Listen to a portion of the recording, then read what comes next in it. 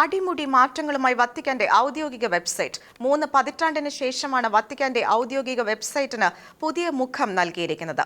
1995-കളിൽ സ്ഥാപിതമായതിനു ശേഷം വത്തിക്കാന്റെ ഔദ്യോഗിക വെബ്സൈറ്റ് ആദ്യമായി പുതുക്കി.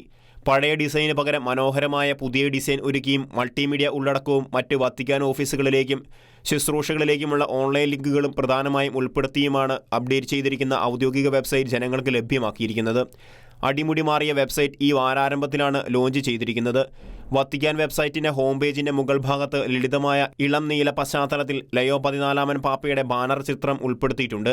വത്തിക്കാൻ ഹോം പേജിന്റെ പഴയ പതിപ്പിൽ കാണപ്പെടുന്ന കാലഹരണപ്പെട്ട ഡ്രോപ്പ് ഡൗൺ മെനുകൾക്ക് പകരം ഒരു വലിയ ക്ലിക്ക് ചെയ്യാവുന്ന മജിസ്റ്റീരിയം ബട്ടൺ ഒരുക്കിയിരിക്കുന്നു. അതിൽ പാപ്പയുടെ ആപ്തവാക്യവും ചെറിയ ഐക്കണും ഉൾപ്പെടുന്നു. ഓൺലൈൻ സന്ദർശകർക്ക് പാപ്പയുടെ തയ്യാറാക്കിയ പ്രസംഗങ്ങളും മുൻകാല പ്രസംഗങ്ങളും വത്തിക്കാനെക്കുറിച്ചുള്ള അധിക വിവരങ്ങളും കണ്ടെത്താൻ സഹായിക്കുന്ന വിധത്തിലാണ് ഇതിന്റെ ക്രമീകരണം. പാപ്പയുടെ പരിപാടികൾക്കും ആരാധനക്രമ ചടങ്ങുകൾക്കും ടിക്കറ്റുകൾ നേടുവാനും അപ്ഡേറ്റ് ചെയ്ത വെബ്സൈറ്റിലുള്ള സൗകര്യം വഴി എളുപ്പമാക്കിയിട്ടുണ്ട്. ലയോ 14 പാപ്പയുമായും വത്തിക്കാനുമായും ബന്ധപ്പെട്ട ദൈനംദിന വാർത്തകളും കലണ്ടർ ഈവന്റുകളും Arabic, English, Chinese, French, German, Italian, Latin, Portuguese, Spanish എന്നീ 9 ഭാഷകളിൽ അപ്ഡേറ്റ് ചെയ്ത ഹോം പേജിൽ ഉൾപ്പെടുത്തിയിട്ടുണ്ട്. പുതിയ ഹോം പേജിൽ സഭാരേഖകൾ, ബൈബിൾ, കത്തോലിക്ക സഭയുടെ മതബോധന ഗ്രന്ഥം, കാനോൻ നിയമസംഹിതകൾ, എക്യുമെനിക്കൽ കൗൺസിലുകൾ, കത്തോലിക്ക പ്രബോധനങ്ങൾ തുടങ്ങി നിരവധി കാര്യങ്ങൾ ഉൾപ്പെടുത്തിയിട്ടുണ്ടെന്നതും ശ്രദ്ധേയമാണ്. International desk, Shikeena news.